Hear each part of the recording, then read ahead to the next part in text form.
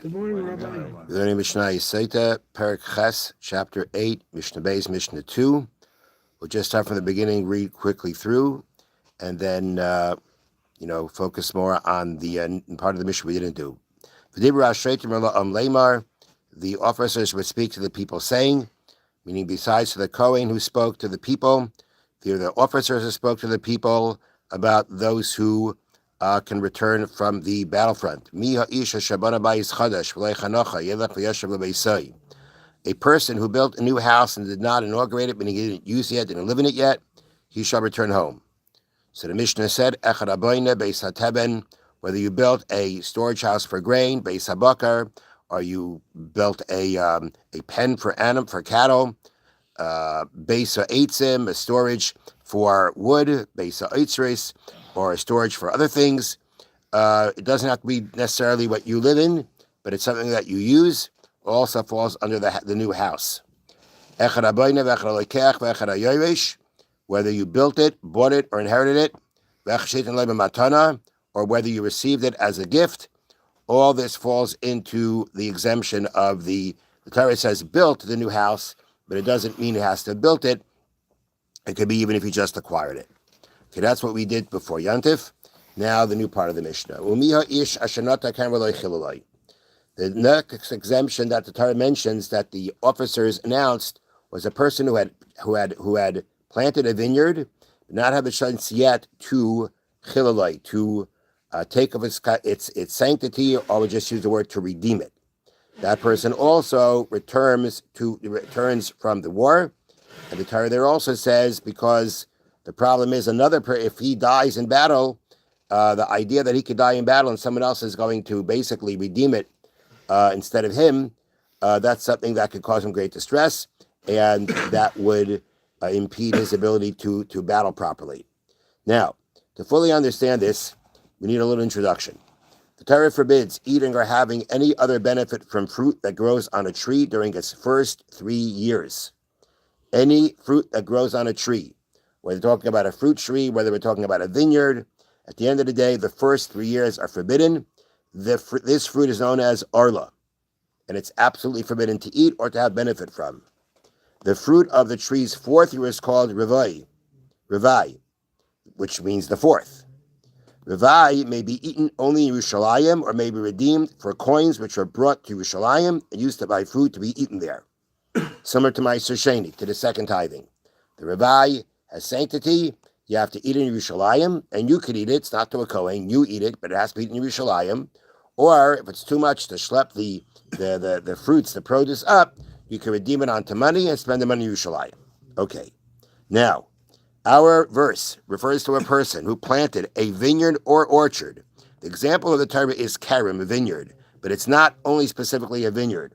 It's anything that it can even be an orchard. Now, what makes something into an orchard? We'll see in a second, because we have to also talk about what makes something a vineyard. But at the end of the day, if a person planted a vineyard or an orchard but has not yet redeemed its fruits, which means he hasn't any benefit from them yet, that's the person who returns from the battlefield. Okay. Now, the next thing. So the Mishnah says. Let's get back to the Mishnah. Started with the pasuk, who is the man who planted a vineyard and did not redeem it. This applies to whether you planted a vineyard, or if you went ahead and planted 5 fruit trees, even if there are 5 different types.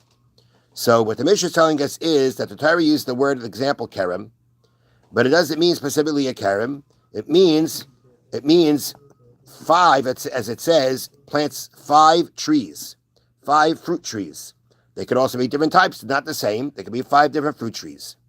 Now, this 5 number is an important number, because to be considered even a vineyard, let's say we're talking about a vineyard, you also need to, in order for something to constitute a vineyard that we're talking about, you have to have 5 vines. That's the din. It has to be 5 of them. The Mishnah mentioned 5 vines in here, but it mentions the 5 trees. But it's not only 5 by the trees, it's also 5 by the vines. Okay? And besides for the fact, as we just mentioned, it's clear from here that you don't, even though the Torah said vineyard, it doesn't have to be a vineyard. Now, it has to be similar to a vineyard in the fact that somehow or another it seems that the starting point is a vineyard is 5 trees. And actually, although the notes don't bring this down, the Bartanura says that there is a specific way of the way they are planted. I'm going to read to you. The Bahachi have a kerem. This, if you have 5, then you have a vineyard. Shtayim keneged shtayim, two opposite each other. Va'achas yetze zanav, and one goes out like a tail, which means 2, 2, 1. That's the formation. So it's not just 5; it's a certain formation, and maybe that formation was more unique to vines than to other things. But at the end of the day, you don't need it for it to be. I'm just reading here from the bottom from the Taisus Yantif.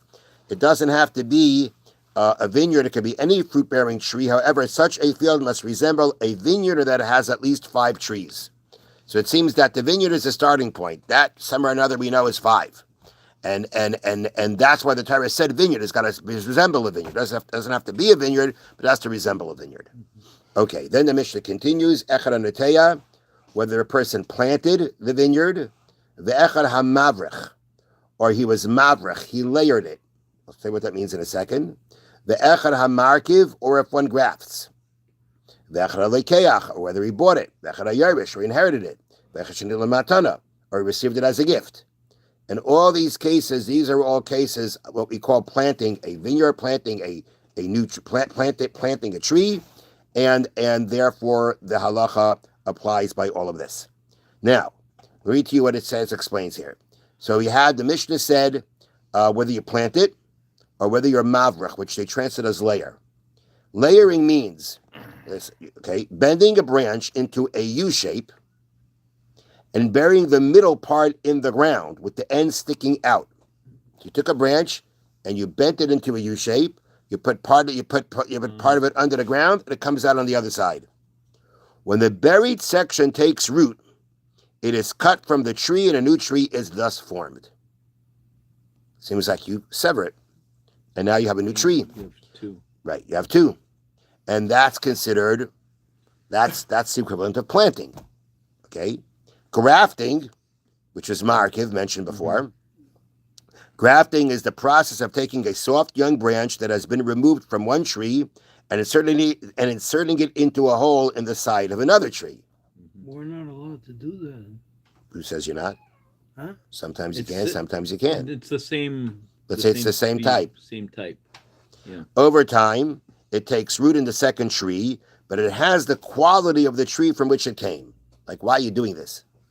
You're doing this because, you've got this other tree that's not producing as well. So you take a branch from another tree that's doing better, and you put it into this tree. Okay, so over time it takes root in the second tree, but it has the quality of the tree from which it came. It is thus deemed a new tree. The fact that you now took it from the old tree, put it into a new tree, it took root there, that's considered a new tree. And that also falls under the category here of planting a vineyard or a fruit tree. And you have these, and again, as the Mishnah said, any one of these things, the person gets an exemption regarding the fact that he can leave the battlefield. Have a wonderful day. We will continue tomorrow. Thank you, Rabbi.